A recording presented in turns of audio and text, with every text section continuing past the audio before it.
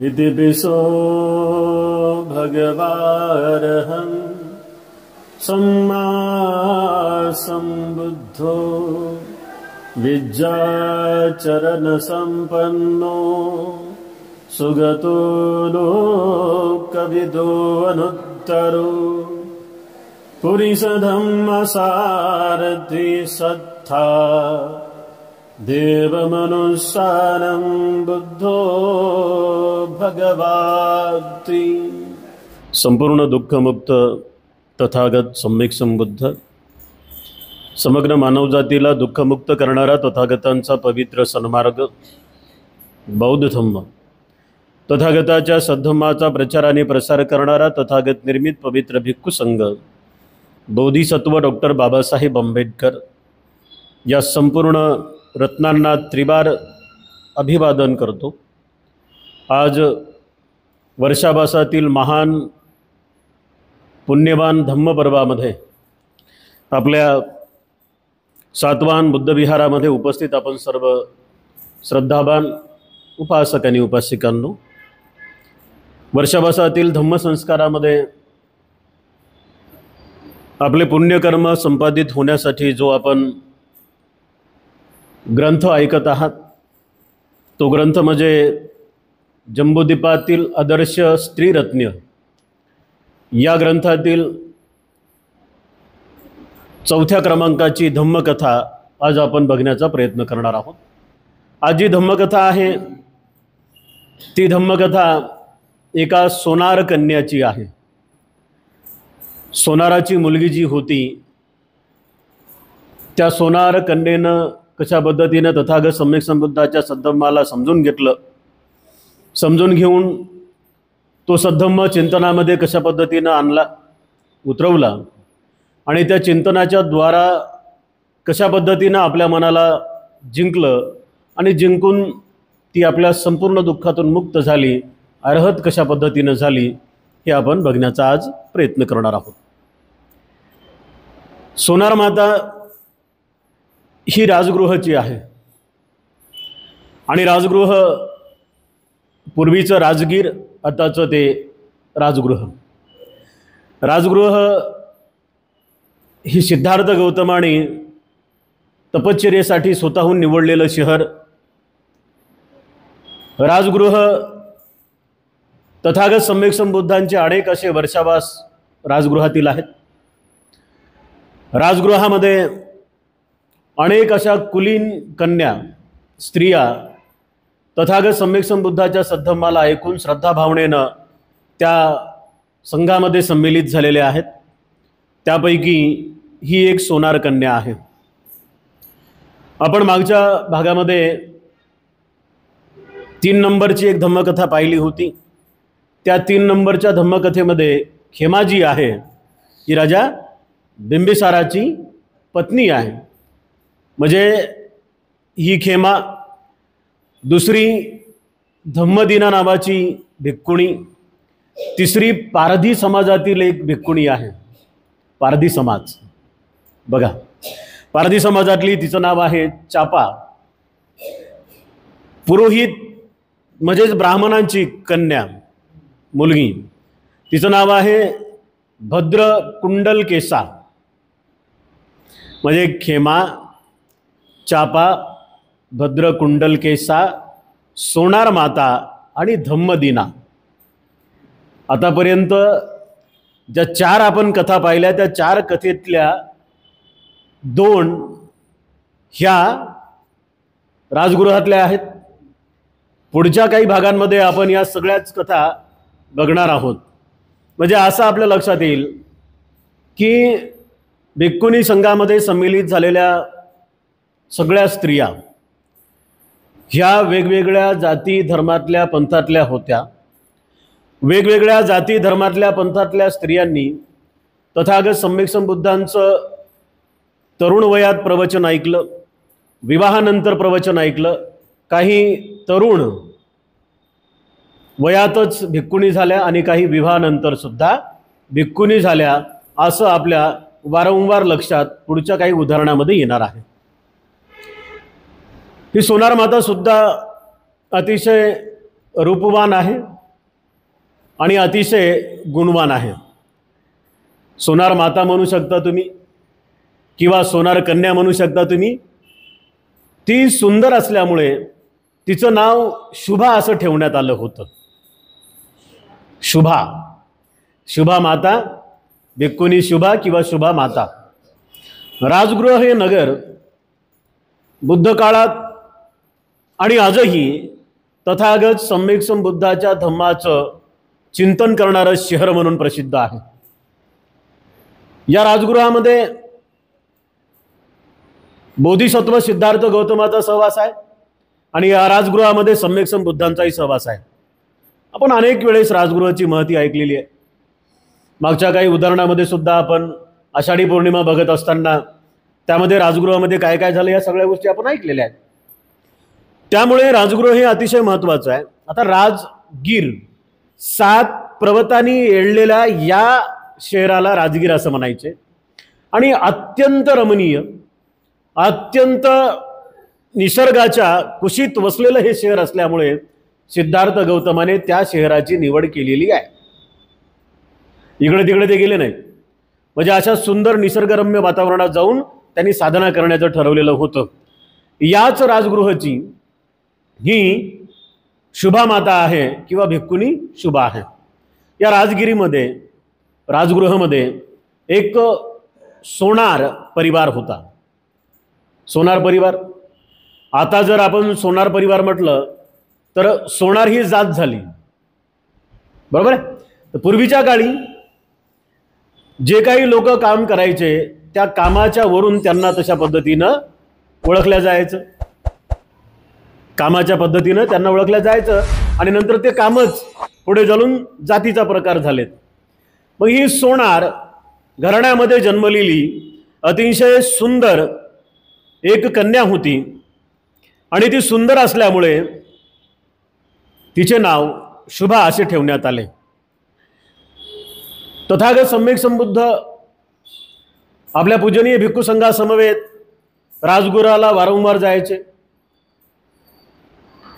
ज्या पर्वतावरती राजा अजातशत्रूंनी आपल्या पित्याला कैद केलं होतं,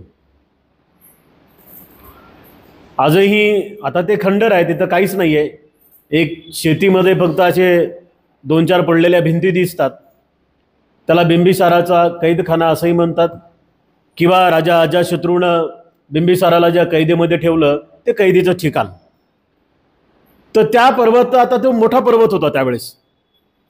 म्हणजे राजगृहामध्ये राजा अजातशत्रूचा महाल आहे आणि राजा अजातशत्रूच्या महालापासून जवळजवळ 4 ते 5 किलोमीटर अंतरावरती राजा बिंबिसाराला ज्यांनी कैदखान्यात ठेवलं होतं तो जेल होता.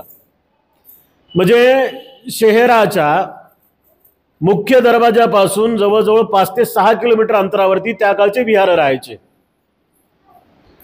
राजे महाराजे श्रेष्ठी धनाढ्य लोक काय करायचे, त्यांच्याकडे विस्तीर्ण अशी जमीन असायची आणि जेव्हा भिक्खू संघावर त्यांची श्रद्धा बसायची तेव्हा ते शहराच्या बाहेरचा जो काही परिसर असेल त्यांच्या मालकीचा, जी काही जागा असेल त्या जागेवरती ते त्यांना विहार बांधून द्यायचे. म्हणजे याचाच अर्थ असा आहे की भिक्खू हा समाजापासून दूर राहायचा.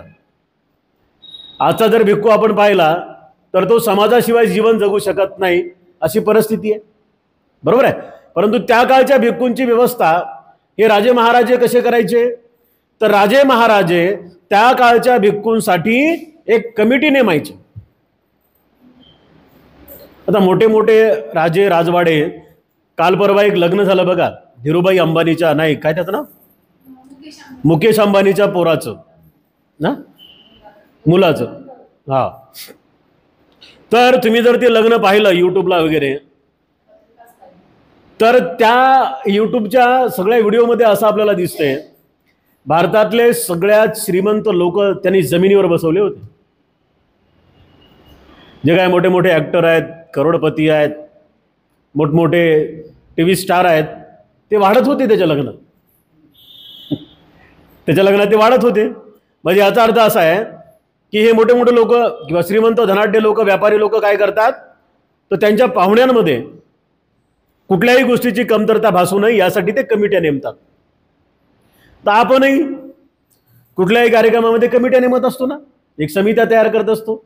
लग्नामध्ये पाहुण्याकडे तुम्ही लक्ष द्यायचं 4-2 लोकांनी, आहेराकडे 4-2 लोकांनी लक्ष द्यायचं, नवरदेव नाचायला गेला डीजेवरती त्याला लवकर आणायचं म्हणून त्या 2-4 लोकांनी त्याच्यावर लक्ष द्यायचं, जेवणावरती 2-4 लोकांनी लक्ष द्यायचं. अशा पद्धतीने आपण एक न लिखित स्वरूपात काही समित्या बनवत असतो. त्या काळचे राजे महाराजे काय करायचे, वस्तीपासून शहरापासून 5-6 किलोमीटर अंतरावरती असलेल्या बुद्ध विहारातील सगळ्या भिक्खूंना कुठल्याही प्रकारचा त्रास होऊ नये यासाठी त्यांनी सुद्धा काही समित्या नेमलेल्या असायच्या. मग ती समिती काय करायची, अशा विहारामध्ये ती समिती काय करायची, तर ज्या दिवशी भिक्खू संघ शहरामध्ये येणार आहे, राजा त्यातल्या 3-4 लोकांना विहारात पाठवायचा सकाळी सकाळी, आणि ते 4 लोक विहारातल्या सगळ्या भिक्खू लोकांना मोजणी करायची, भिक्खू लोकांची किती भिक्खू आहेत, आणि ते राजाला येऊन सांगायचे की एवढे एवढे भिक्खू आज तिथे आहेत, म्हणजे तेवढे भिक्खू भोजनाला येतील. 10:30-11च्या दरम्यान पुन्हा 4-2 लोक त्या विहारात जायचे आणि रांगेनं त्या भिक्खूंना घेऊन यायचे. म्हणजे भिक्खू जर चालत असताना, रांगेनं चालत असताना गाय असेल, ढोर असेल, बैल असेल, जनावर असेल किंवा एखादा पागल माणूस असेल, तर त्यामुळे त्यांना त्रास होऊ नये यासाठी राजा आणखी 4 लोक पाठवायचं. पुन्हा ते आले, भोजनाला बसले की राजा स्वतःहून भोजन वाढायचं. आता इथे बघा, इथे राजा लोकांना भोजन नाही वाढू द्यायचं, राजा स्वतःहून भोजन वाढायचं. तारखा घेतलेल्या असायच्या, राजा स्वतःहून भोजन वाढायचा आणि भोजन वाढल्यानंतर पुन्हा ते तशा पद्धतीनं त्यांना वापस पाठवायचे. याच पद्धतीनं हा सोनार परिवार सुद्धा पूजनीय भिक्खू संघाच्या सेवेमध्ये होता. सोनार परिवार पूजनीय भिक्खू संघाच्या सेवेमध्ये होता आणि या सोनार परिवाराच्या माध्यमातून अनेक वेळेस भिक्खूंची मी आता सांगितली त्या पद्धतीनं सेवा झाली होती. म्हणजे अनेक वेळेस भिक्खूंना ने-आण करणं, अनेक वेळेस भिक्खूंना पाहण्यासाठी जाणं, त्यांच्या औषधाची काळजी करणं, त्यांच्या निवासाची काळजी करणं, त्यांच्या भोजनाची काळजी करणं, किंवा सोनारांकडे ज्या काही गायी होत्या, गायी, तर त्या गायींचं दूध पूजनीय भिक्खू संघाच्या भोजनासाठी हा सोनार वारंवार देत असे. लहानपणापासून सोनार कन्या शुभा ही भिक्खूंना पाहायची. तुमचे लहान लहान लेकरं कसे भिक्खूजवळ येतात, काही भिक्खूला पाहिलं की ह्या पळत सुटतात, पण काही काही जवळ येतात, आहे का रे. तर त्यापैकी ती होती. लहान लहानपणीच ज्या ग्रंथात आलेल्या उल्लेखानुसार जेव्हा भिक्खू भोजनासाठी यायचे तर ती एवढूशी पोरगी, 2-3 वर्षाची पोरगी हातामध्ये तांब्या घेऊन भिक्खूंचे हात धुवायची, भिक्खूंना वाढायची. अशा पद्धतीनं लहानपणापासून तिने त्या सगळ्या गोष्टी पाहिलेल्या होत्या. जेव्हा ती समजदार झाली तेव्हा मात्र तिने फार कमी वयात जे काही धम्माच्या चांगल्या गोष्टी शिकायला पाहिजेत त्या सर्व गोष्टी तिने तथागत सम्यक संबुद्धांच्या प्रवचनातून ऐकून घेतल्या होत्या. ते अभंग ऐकला असेल तुम्ही, एक, पुण्याची गणना कोण करी, पुण्याची गणना कोण करी, त्या पद्धतीनं. पण इकडे पुण्याची गणना आहे, कोणी करो का न करो, बुद्ध मात्र पुण्याची गणना करतो. भगवान बुद्ध म्हणतात की तुम्ही केलेले चांगले कुशल कर्म हे कधीच तुमचे वाया जात नाहीत.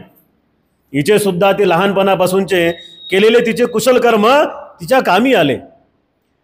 वयात आली, वयात म्हणजे साधारणतः 7 ते 9 वर्षापर्यंत ती असेल. आणि एकदा राजगृहामध्ये तथागत सम्यक संबुद्धांचं तिनं प्रवचन ऐकलं आणि ती श्रोतापन्न झाली. अगदी कमी वयात पहिल्या प्रवचनामध्ये ती श्रोतापन्न झाली. आता इथे हे लहानपणीच लेकरं कसे काय श्रोतापन्न व्हायला? हा, एक तर असं भन्नाट उदाहरण आहे, 7व्या वर्षी अरहंत आहेत, त्रिपिटक पाठ आहे, भिक्खू नाक्षन अरहत झाले है ना. मग आता ठीक आहे, भिक्खू आहे तर काय हरकत नाही. पण एक छोटी पोरगी 7 ते 9 वर्षाच्या दरम्यान श्रोतापन्न होऊ लागली पहिल्याच प्रवचनात, तर हे कसं काय शक्य आहे? हे शक्य आहे. हे यामुळे शक्य आहे, भूत, भविष्य आणि वर्तमान या तीनही काळातले पुण्यकर्म. भूत, भविष्य आणि वर्तमान या तीनही काळातले पुण्यकर्म. अगोदरच्या जन्मी महान पुण्यकर्म केले पण बुद्ध शासनात जन्म आहे. वर्तमान काळातले कर्म आई वडिलांचे पाहून सुधारलेले आहेत. आणि आई वडिलांचे पाहून सुधारलेल्या म्हणजे बोलता येत नाही, चालता येत नाही, तेव्हापासून भिक्खू संघाच्या सेवेमध्ये आहे. आणि भिक्खू संघाच्या सेवेमध्ये असल्यामुळे वर्तमान काळातले पुण्यकर्म आहेत. वर्तमान काळातल्या पुण्यकर्मामुळे तथागत सम्यक संबुद्धाच्या पहिल्याच प्रवचनामध्ये श्रोतापन्न आहे. सकाळी दिट्टी विचिकित्सा सिलवत परामर्श 3 बंधन तटातट तुटून पडलेले आहेत. मग हे कसं शक्य आहे की एवढ्या कमी वयात सद्धम्म कसा समजतो? आहे का नाही? फक्त सेवा करू करू पहिल्या प्रवचनात श्रोतापन्न व्हायले आणि मग चिवर घेऊन अरहंत होऊ लागले. कारण काय? या शुभमाताच्या उदाहरणावरून आपल्याला स्पष्टपणे लक्षात येतं, तथागत सम्यक संबुद्धाच्या धम्मामध्ये 3 गोष्टीला अनन्य साधारण असं महत्व प्राप्त केलेलं आहे. काया, वाचा आणि मन. दुसऱ्या 3 गोष्टी शील, समाधी, प्रज्ञा. आणखी 3 गोष्टी कायानुपස්සना, चित्तानुपස්සना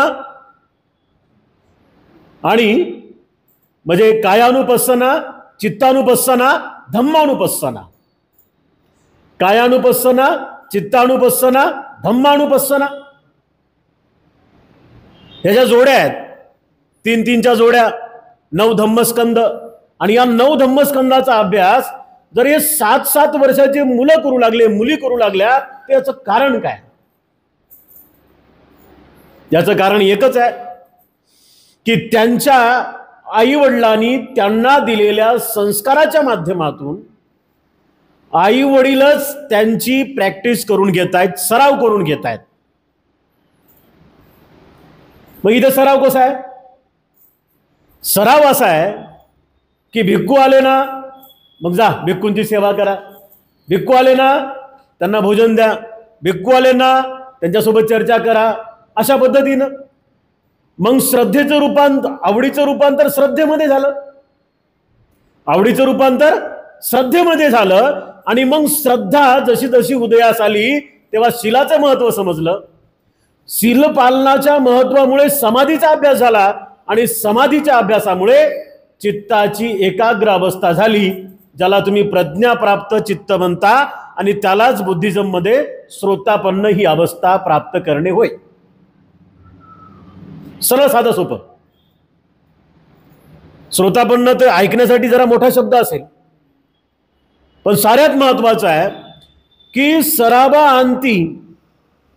मग हा सराव 60 वर्षाचाही असू शकतो आणि 60 सेकंदाचा सुद्धा असू शकतो. 60 वर्षाचा सराव आणि 60 सेकंदाचा सराव. पण हा सराव करत असताना 2 गोष्टी तुमच्या मनात आहेत का? एक शील आणि एक समाधी. शील आणि समाधी या 2 गोष्टी जर तुमच्या मनात असतील तर तुम्ही शुभ माता होऊ शकता.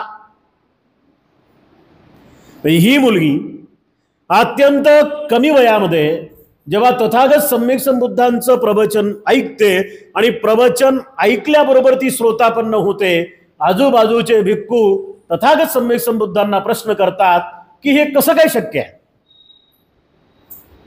हे कसं काय शक्य आहे? अनेक भिक्खू उभे राहिले. भगवान, मी तर संघामध्ये 7 वर्षापासून आहे, कोणी म्हणे 10 वर्षापासून आहे, कोणी म्हणे 20 वर्षापासून आहे, कोणी म्हणे 60 वर्षापासून आहे, आणि कोणी कोणी म्हणे आता मरायचा टाइम आलाय. पण मिळे ना. का बरं मिळे ना? कारण आहे. कारण आहे.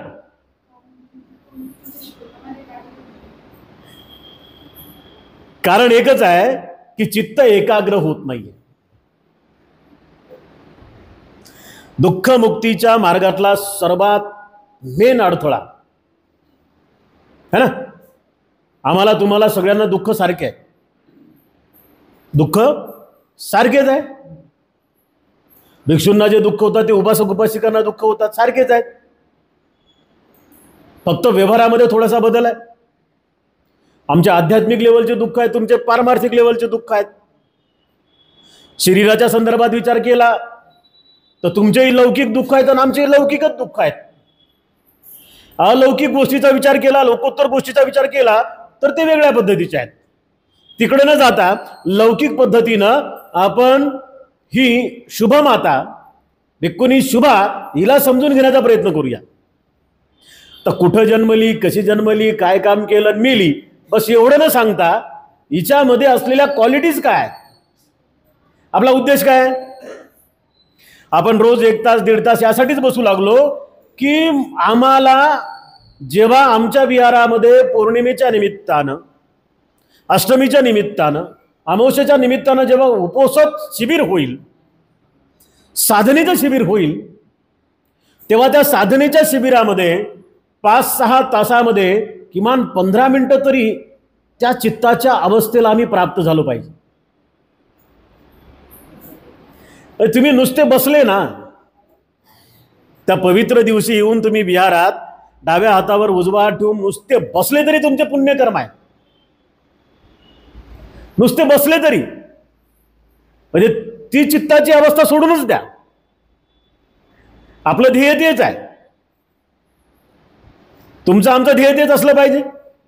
आम्ही शिबिरामध्ये येतोय, ध्यानाला बसतोय, साधना करतोय, समाधी करतोय, आनापानसती करतोय, थोडीफार कायानुपස්සना करतोय, चित्ताची पස්සना करतोय, धम्मपස්සना करतोय. तर या साऱ्यांचा अर्थ आणि उद्देश एकच आहे की तुमच्या आमच्या चित्ताला आम्हाला स्थिरता प्राप्त करून द्यायची आहे.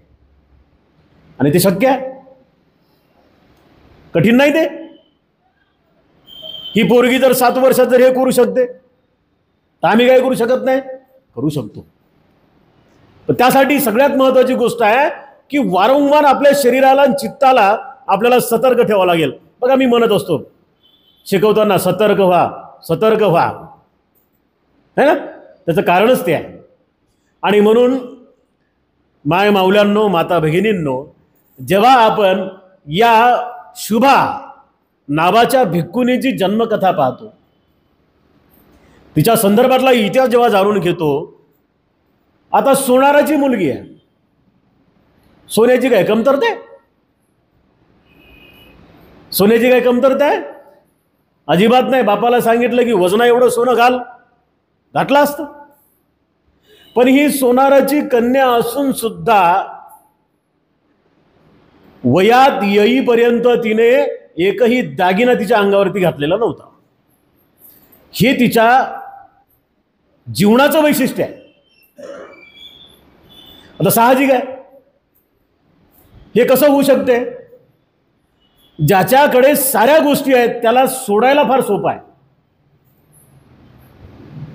ज्याच्याकडे साऱ्या गोष्टी आहेत त्याला सोडायला फार सोपं आहे. अनेक उदाहरणं पाहिले आपण. सिद्धार्थ गौतमाच्या आयुष्यामध्ये, जीवनामध्ये त्यांच्याकडे सारंच काही होतं आणि म्हणून त्यांना लवकर सोडता आलं. पण असं एक आयुष्य आहे की ज्याच्या जीवनामध्ये त्यांनी त्या गोष्टी अनुभवल्याच नाही, पाहिल्याच नाही, आणि मग त्याला त्या गोष्टी नाही भेटल्या तरी सोडता येत नाहीत, है ना. तर या दोन्ही चित्ताच्या अवस्थेमध्ये एकीकडे सगळं काही तुमच्याकडे असताना तुम्ही पटकन सोडून देता, एकीकडे तुमच्याकडे काही नसताना सुद्धा तुम्ही सोडता. 2 गोष्टी आहेत. सोडण्याचा प्रयत्न करणे, सोडणे. ज्या पद्धतीनं मन कसं आहे बघा, शुभा माताचं मन कसं आहे? तर शुभा माताचं मन असं आहे, उदाहरणार्थ एखाद्या घोड्याचा मालक, घोडा एखाद्या घोड्याचा मालक त्याला रोज एका खुटीला बांधून ठेवतो आणि त्या घोड्याला समजलेल्या लहानपणापासून की मालकानं बांधलं म्हणजे खुटी काय तुटत नाही आणि खुटीला बांधल्यानंतर सोडण्याचा प्रयत्न करायचा नाही. मालकाने एखाद्या दिवशी नाही बांधलं, फक्त ऍक्शनच केली गाठ मारायची, तरी घोड्याला वाटते की मला बांधून ठेवलंय, है ना? तरी घोड्याला वाटते की मला बांधून ठेवलंय. कुत्र्याच्या बाबतीत तसंच आहे. कोणाच्या घरात पाळीव कुत्रा असेल तर करून बघा, त्याला तसंच वाटते. जनावराचं सोडा, माणसाचं फार कठीण आहे. माणूस त्या अवस्थेला प्राप्त होतो, आता सोडायचंय सोडायचंय सोडायचंय, पण तो सोडण्याचा प्रयत्न करत असताना पुन्हा गाठी बांधत राहतोय, पुन्हा गाठी बांधत राहतोय. बरं, ह्या गाठी कशा पद्धतीने बांधतोय? न सुटणाऱ्या गाठी बांधू लागलाय. ह्या गाठी न सुटणाऱ्या बांधू लागलाय आणि म्हणून ह्या गाठी सोडण्यासाठीच निगार माता विशाखा या पुण्यवान मातामुळे माय माऊल्यांनो तुम्हाला आम्हाला हे पवित्र 3 महिन्याचा कालावधी आपल्या विश्वगुरु तथागत सम्यक संबुद्धांनी दिला. आणि त्यामुळे तुमचे आमचे हे प्रयत्न असले पाहिजे की गाठ जरी मारली तर ती सुटली पाहिजे. गाठ जरी मारली ती सुटली पाहिजे. इथे बघा कशा गाठी सुटलेल्या आहेत, तटातट सुटल्या नाही, तुटल्या. म्हणजे सुटलेली गाठ पुन्हा बांधता येते, पण तुटल्यावर नाही बांधता येत. तर या मनाच्या आंतरिक मनाच्या गाठी तोडण्यासाठी तथागत सम्यक संबुद्धांनी त्या काळी दिलेली ही विद्या आहे. या विद्येला तथागत सम्यक संबुद्धांनी सांगितलेलं आहे आनापानसती साधना. मग हे कसं होऊ शकते बरं? होऊ शकते, होऊ शकते. मग जेव्हा तुम्ही आम्ही आमच्या मनातल्या गाठी सोडण्याचा प्रयत्न करतो, त्या गाठी तोडण्याचा प्रयत्न करतो साधनेच्या माध्यमातून, तर त्या गोष्टी होतात. इथे सुद्धा उपासक आणि उपासिकांनो, या तथागत सम्यक संबुद्धाच्या होणाऱ्या भिक्कुणीनं भिक्कुणी होण्याच्या अगोदरच सगळ्या मनातल्या गाठी तटातट तोडल्या. कशा स्वरूपात? कारण तिच्या घरामध्ये तशा पद्धतीनं सगळे ते धम्माचे संस्कार होते आणि म्हणून तिला कमी वेळ लागला, कमी वेळ लागला. आणि त्या कमी वेळामुळे तिनं पुढच्या आयुष्यामध्ये खूप चांगल्या पद्धतीनं प्रगती केली असं आपल्या लक्षात येतं. ही शुभा माता एकदा राजगृहामध्ये तथागत सम्यक संबुद्धाचं प्रवचन ऐकतानाच श्रोतापन्न झाली आणि तिच्या मनात असा विचार आला की काय हे सोनं, काय हे चांदी, काय हे हिरे, काय हे माणिक, काय हे मोती, यापेक्षा मला एक वेगळं धन बघायचं आहे, जे की धन संपणार नाही कधीच. जिवंत असताना सुद्धा संपणार नाही, मेल्यानंतर सुद्धा संपणार नाही. असं एक धन आहे, असं एक धन आहे. आणि त्या धनाच्या मार्गासाठी ती लागली. महाप्रजापती गौतमी जवळ गेली.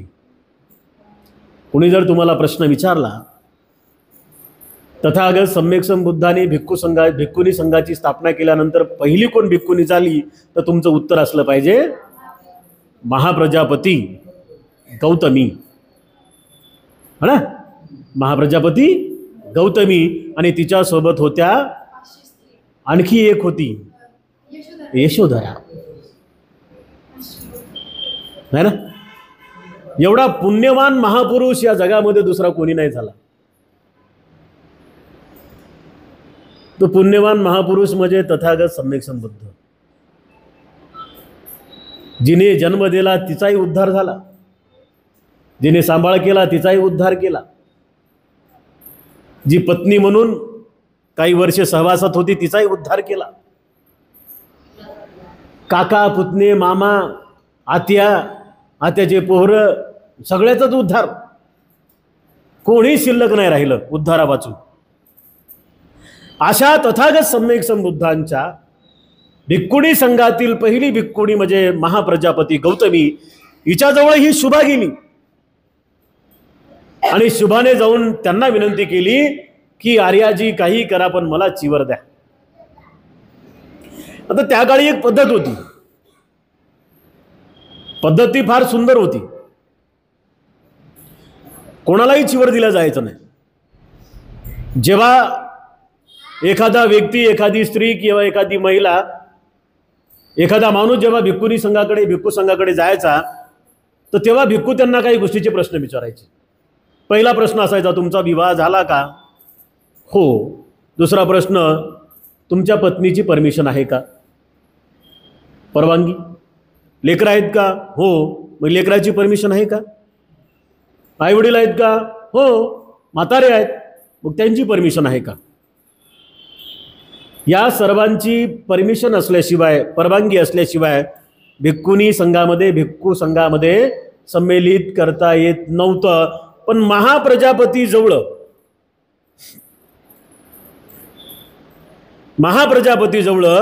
ही शुभा जाऊन बसली आणि शुभाला महाप्रजापतीनं स्कॅन केलं. ती जाऊन अशी बसली गुडघ्यावरती, लांब लांब डोक्याचे केस होते, सुंदर दिसायला होती. जाऊन गुडघ्यावरती बसली, शब्दही बोलली नाही, शब्द सुद्धा बोलली नाही. मला चिवर घ्यायचंय, मला भिक्खुनी करा, अजिबात नाही.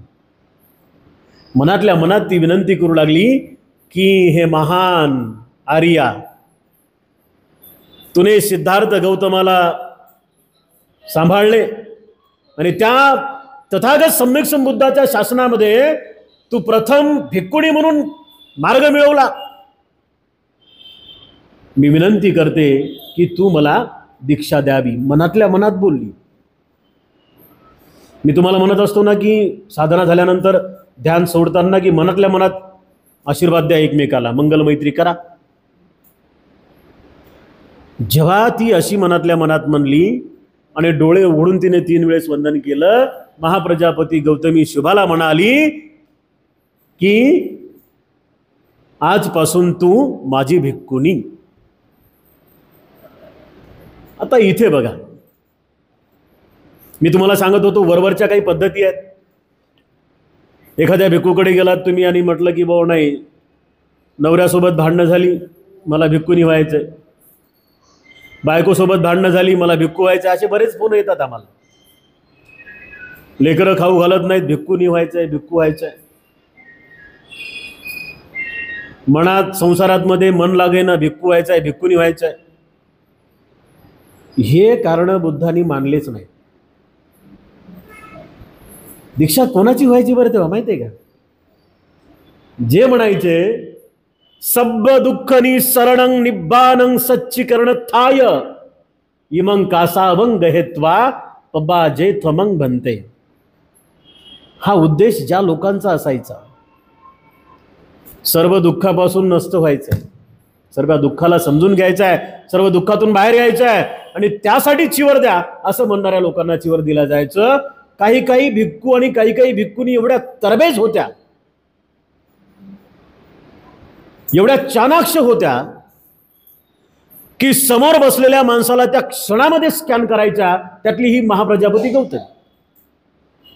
तिने तिच्या मनाची अवस्था जाणली आणि मनाची अवस्था जाणल्याबरोबर तिला हे समजलं, अरे चिवर घ्यायच्या अगोदर पहिल्या प्रवचनात ही श्रोता पण नाही. अशा क्वालिटीचे, अशा गुणवत्तेचे शिष्य कोणाला नको आहेत? हे का नाही? अशा गुणवत्तेचे शिष्य कोणाला नको आहेत? सारीपुत्र असाच आला का? महामोग्गलयन असेच आले का? सारीपुत्र असेच आले का? नाही आले. तर ही क्वालिटी त्यांच्याकडे होती आणि ती क्वालिटी ओळखण्याचं सामर्थ्य त्यांच्या गुरुकडे होतं. तर ही पद्धत बुद्धिझम मध्ये खूप महत्वाची आहे आणि हिलाच बुद्धिझम मध्ये गुरु शिष्याची विचार पद्धती म्हणतात. आपण म्हणतो ना गुरु शिष्य गुरु शिष्य गुरु शिष्य, तर हे आहे ते. म्हणजे आपण बऱ्याच वेळेस ऐकलेलं आहे की गुरु शिष्यांना निवडतात, पण बुद्ध काळात शिष्य गुरुला निवडायचे. सिद्धार्थ गौतमाने गुरु निवडले ना, अलार कालार मोदक रामपुत्र भृगुरशी. त्या पद्धतीनं म्हणजे शिष्यही एवढे तरबेज राहायचे की ते अशाच पद्धतीनं गुरु निवडायचे. आणि जेव्हा फिरून फिरून फिरून थकून जायचे. राजगृहातलंच उदाहरण आहे ही सोनार कन्या आपण पाहतोय, तिचं नाव शुभा माता आहे. ही शुभा माता सुद्धा राजगृहाचीच आहे. राजगृहामध्ये एका संजय नावाच्या गुरुच्या शिष्याने आपला गुरु चेंज केला होता, गुरु बदलला होता. काय नाव? सारीपुत्र. त्याच्या आईचं नाव सारी, सारीचा पुत्र सारीपुत्र. भर दुपारी विचार करू लागला होता त्या राजगृहाच्या रस्त्यावरती की मला संजयपेक्षा ज्ञानी माणूस पाहिजे, मला संजयपेक्षा तीक्ष्ण आणि चाणाक्ष माणूस पाहिजे, मला संजयपेक्षा बुद्धिमान माणूस पाहिजे. संजय हा कोण आहे?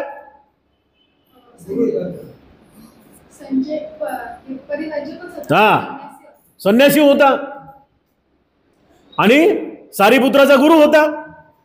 सारीपुत्र महामोग्गल्यन यांचा गुरु होता. त्याला 500 शिष्य होते.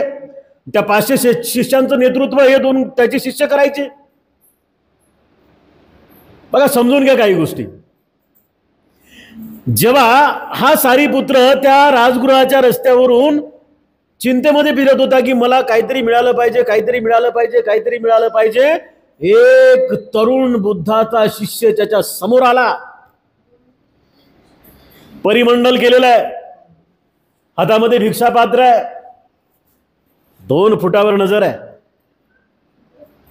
रस्त्याने हळू हळू हळू हळू चाललेला आहे. सारीपुत्र साधा सुद्धा नव्हता. सारीपुत्रानं दुरूनच पाहिलं. सारीपुत्र अश्वजिताजवळ आला आणि अश्वजिताजवळ येऊन सारीपुत्रानं प्रश्न केला, आर्य श्रेष्ठ माणसा, तू कोणाचा शिष्य आहेस? तुझी चाल गंभीर आहे, तुझ्या चेहऱ्यावरची छटा वेगळी आहे, तुझं वागणं चालणं, आपण म्हणतो ना चालणं बोलणं वागणं, त्या साऱ्या गोष्टी तिथे होत्या. तुझ्या गुरुनं तुला काही शिकवलं असेल ना, त्यातलं मला काहीतरी सांग, जेणेकरून मी माझ्या आचरणामध्ये आणून त्याला त्या सुखाला प्राप्त करतो. किती विद्वान लोक त्या काळचे बघा, किती प्रकांड पंडित एकमेकाकडे पाहिल्यानंतर एकमेकाला सांगायचे की तुझ्याजवळचं मला दे, माझ्याजवळचं तुला घे. एवढे चाणाक्ष बुद्धीचे लोक. तुझा गुरु कोण आहे? तर त्यांनी गाथा सांगितली ती.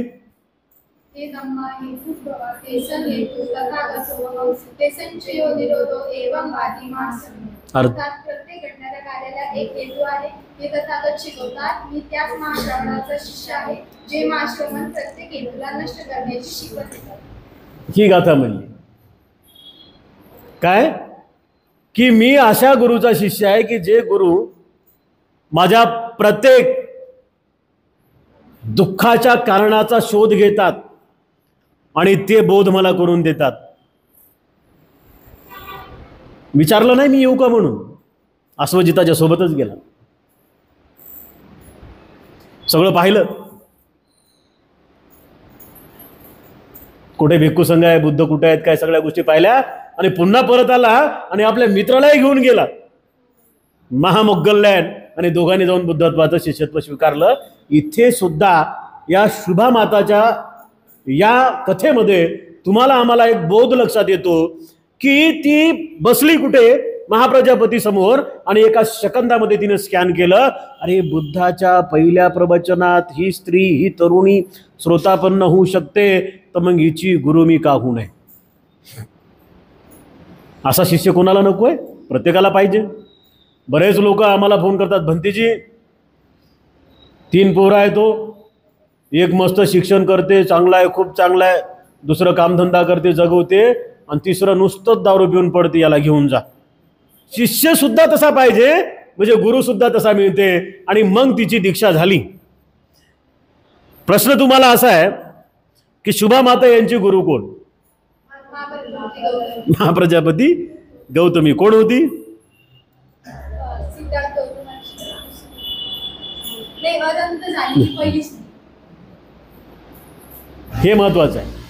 तर तिच्याकडे तिनं दीक्षा घेतली आणि दीक्षा घेऊन खूप चांगल्या पद्धतीनं ती साधना करू लागली. आता भिक्खुणी झाल्यानंतर जेव्हा 3-4 महिला एकत्र येतात तेव्हा धनाविषयी, सौंदर्याविषयी किंवा परस्परातल्या संबंधाविषयी त्या चर्चा करतात. चर्चेमध्ये तिने सांगितलं असेल की मी अमुक अमुक परिवारातली आहे, अमुक अमुक असं आहे, माझ्याकडे एवढं सोनं आहे, एवढं चांदी आहे, एवढं धन आहे, एवढं अमुक आहे, तमुक आहे, तमुक आहे, येऊ आहे, तेऊ आहे. काही भिक्खुनीने तिला प्रश्न केला, शुभा, तुझ्याकडे एवढी संपत्ती आहे, तुझे वडील राजगृहाचे कोण आहेत? उत्कृष्ट असे दर्जेदार सोनार आहेत. म्हणजे राजाच्या गळ्यामध्ये असलेले अलंकार तुझ्या वडिलांनी नेलेले आहेत, बनवलेले आहेत. राणीच्या गळ्यामध्ये असलेले अलंकार तुझ्या वडिलांनी बनवलेले आहेत. राजगृहातल्या श्रेष्ठ श्रेष्ठ व्यापाराच्या गळ्यामध्ये, त्यांच्या बायकांच्या गळ्यामध्ये असलेले अलंकार तुझ्या वडिलांचे आहेत. तुझा वडील किती धनवान आहे. प्रश्न होता तिला, का ग, तू भिक्खुणी होण्याच्या अगोदर एखादा असा अलंकार घातला का? भिक्खुणी झाल्यानंतर तर अलंकार नसतोच, एकच अलंकार आहे. वा, साधू साधू, एकच अलंकार आहे, काशाय वस्त्र. हिरे, माणिक, मोती, पैसा, धनसंपत्ती, अरे त्याच्या पुढं फिके आहेत. चकाकणारं चमकदार वस्त्र, काशाय वस्त्र, त्यागाचं प्रतीक आहे. भिक्खुणी तर झाली होती हो, पण तू तरुणी असताना, तू एवढी सुंदर असताना, रूपवान असताना तुझ्या मनात विचार नाही आला का शुभा नटायचं, तुझ्या वडिलाचे दागिने घालायचे? शुभा म्हणाली, माझ्या लहान कवळ्या मनालाच असं काही धन प्राप्त झालं होतं की त्या धनामुळे या लौकिक धनाकडे माझी नजर वळाली नाही, या लौकिक धनाकडे मी गेली नाही. कारण 7 ते 9 वर्षामध्ये ती श्रोतापन्न झाली, तर एवढं महान असं दुःखमुक्तीचं धन तिला मिळालं सद्धम्माचं श्रवण केल्यामुळे, चिंतनामुळे आणि आचरणामुळे. आणि म्हणून ते धन मला मिळालं, तर या धनाकडे मी का जाऊ? हे धन आज ना उद्या संपणार आहे. हे धन आज ना उद्या संपणार आहे. पोट भरण्यासाठी जेवढं आहे तेवढंच आपलं आहे. बाकी उड़ जाएगा एक दिन पंछी, रहेगा पिंजरा खाली. लोक काय म्हणतात? खाली हात आया तू, खाली हात जाएगा. पण विहारात येणारे लोक खाली हात जात नाहीत. कानात बांधून ठेवा, विचाराच्या गोष्टी आहेत. तुम्ही 17 पिढ्यांचे भिकारी जरी असलात ना, लक्षात ठेवा माय मौल्यांनो, तुमच्या जवळ जी संपत्ती आहे ना, करोडो रुपये तिच्या पुढे फिके आहेत.